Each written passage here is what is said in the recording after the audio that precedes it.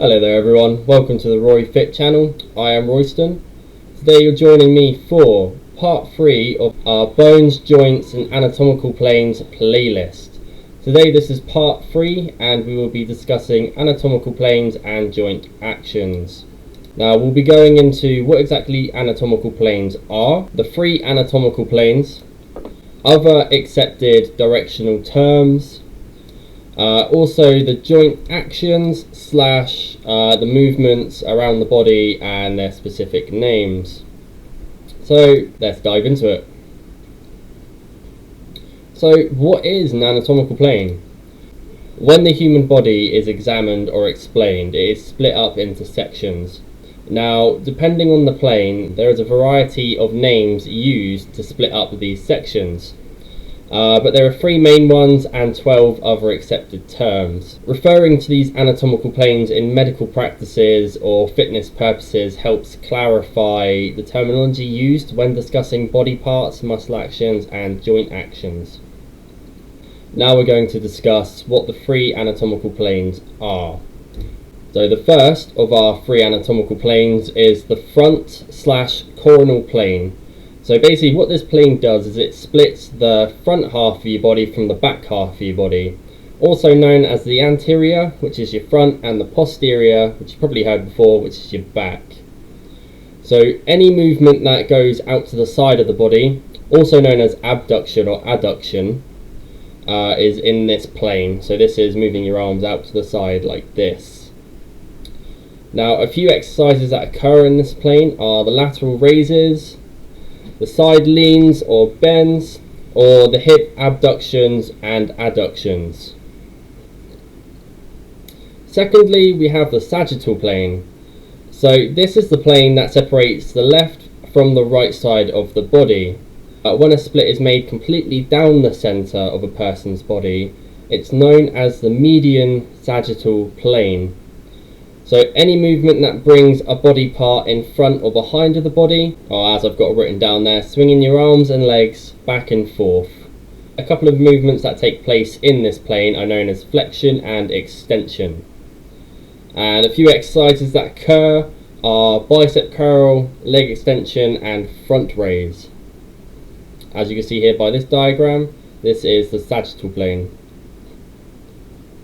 So we're now going to talk about the third one, which is a transverse plane. So this is the horizontal plane that separates the upper body from the lower body. Any movement that rotates the body or part of the body is in the transverse plane. So for example, rotation of the spine or the shoulder, movements in this plane such as protraction or retraction, any muscle that contains the word transverse, such as the transverse abdominis, will wrap around the body. So a few exercises that occur in this plane are waist rotations, oblique twists, medial or lateral rotations of the shoulder. So we're now going to move on to the other accepted directional terms. So you've got superior. So this is anything that is towards the upper part of a structure or above it. So for example, the shoulder joint is superior to the elbow joint, the lungs are superior to the liver, the head is superior to your feet. It's anything that is towards the upper part of a structure. You've also got inferior, which is the complete opposite to superior. So this is anything towards the lower part of a structure. So this is your chin is inferior to your nose, your fingers are inferior to your wrist. Now we've also got anterior. So this is anything at the front of the body or structure. So this can be your face is anterior to your back, your nipples are anterior to your back as well. Now we've also got posterior, which we mentioned above. Again, opposite to anterior, this is anything on the back of the body or a structure. So your back is posterior to your front. We've got medial. So this is anything towards the midline of the body or again a structure. An example of this is the sternum is the medial. Your vocal cords are medial because they're towards the center of the body. Alright, we've also got lateral. So this is anything away from the midline of the body or the structure. So, so your arms are lateral, your fingers are lateral, anything in that kind of regard. We've also got proximal. So this is anything closer to the origin or point of attachment. So an example of the proximal end of the femur is when the femur joins onto the pelvic bone. We've also got distal. So this is the complete opposite to proximal. So this is being the furthest away from the origin or point of attachment. So the hand is located at the distal end of the forearm, so the furthest point of the forearm. Now we've also got unilateral. So this is one side of the body. So for example, your right arm is unilateral, your left arm is unilateral. As long as it's on one side of the body, it's going to be unilateral. We've also got bilateral. So this means both sides of the body. So for example, your arms are bilateral, your kidneys are bilateral, your lungs are bilateral. Next we've got superficial. This also goes under another name as well, called global. So this is anything nearest to the surface of the body or a structure. So your skin is superficial, your nails are superficial, because they're either at the top or near the top of a surface. So complete opposite of superficial, we've got deep, also known as local. So as I just said, it's the opposite of superficial. This is anything furthest away from the surface. So your spine is deep in the body, your stomach is deep in the body. That brings us to our last little section, which is joint actions / movements around the body and their specific names. So there are a number of terms to describe movements or how a body part moves in space. Now these movements that take place in the synovial joints are based off the anatomical position. So in the anatomical position, a person is stood up straight, feet hip width apart, arms down to the side, and then your palms facing outwards, or facing to the front of you, should I say. We're going to start off with flexion. Flexion is a movement at the joint, much like the elbow, that allows you to curl or move your palms away from the center. So this takes place in the sagittal plane or the hinge joint. The opposite of that is extension. Extension is the reverse of flexion. Movement which allows moving palms back to the anatomical position you were in before, basically straightening the arms or legs. I should have said as well, flexion also takes place in the knee joints as well, since they are both hinge joints. So we've got abduction. So this takes place in the frontal plane and moves the limbs away from the midpoint. As you can see here, he's raising his arms away from his midpoint, and this takes place in ball and socket joints and ellipsoidal joints. Once again, this is the opposite. This is adduction. This is the reverse of abduction. This is moving limbs towards the midpoint of the body. Again, this is in the frontal plane. We've got elevation and depression.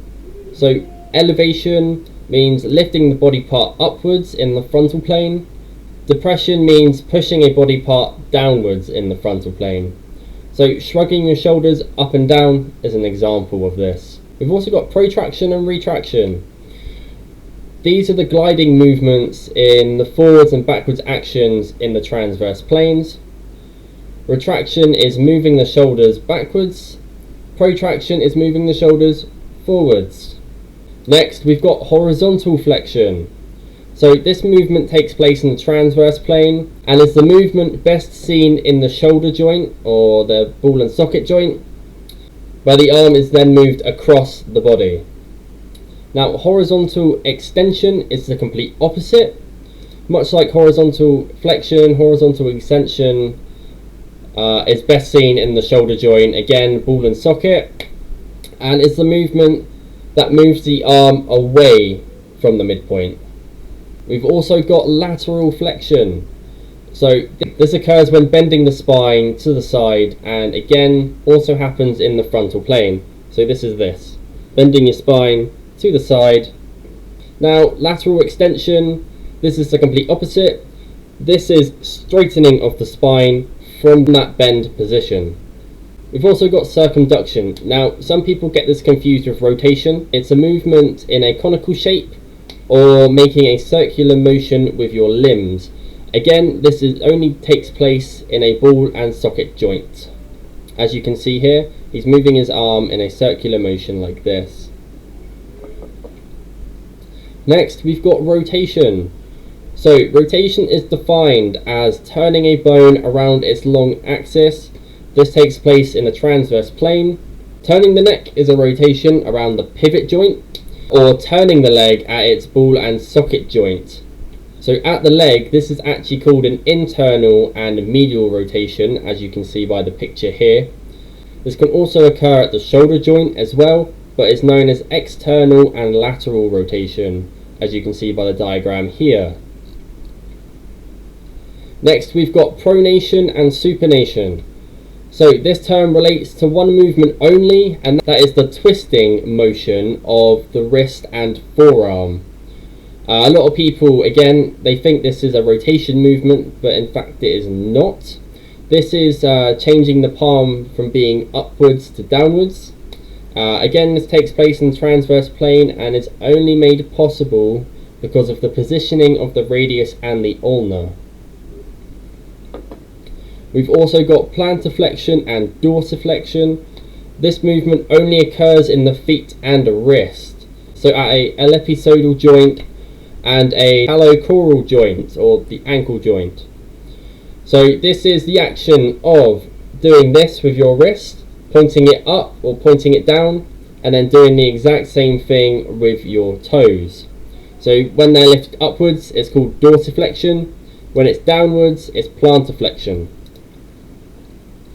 Now we've also got opposition. So this is the movement of touching your thumb to your other fingers. So this is actually unique to humans and a few other animals. This is what allows us to grip things and grab things and work with our hands. Very, very important to us as a species. We've also got aversion and inversion. So this is the movement of turning your foot inwards and turning your foot outwards. So this actually happens to help us adapt to different terrains when we're running, and this again happens in the transverse plane. Last on our list, we've got hyperextension.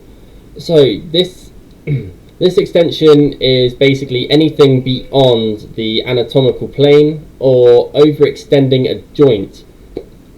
Usually happens in the sagittal plane, but it can happen in all three planes, as more or less any joint can be overextended. Too much hyperextension can lead to joint problems such as arthritis, joint pains or aches. If you do suffer from hyperextension, it's best to go and get that looked at. Alright, thank you for joining me again guys for this wonderful video. I hope that you've learned something new. Same as always, hit that like button, hit subscribe, share my videos, be much appreciated. I'll see you again in another episode. Thank you.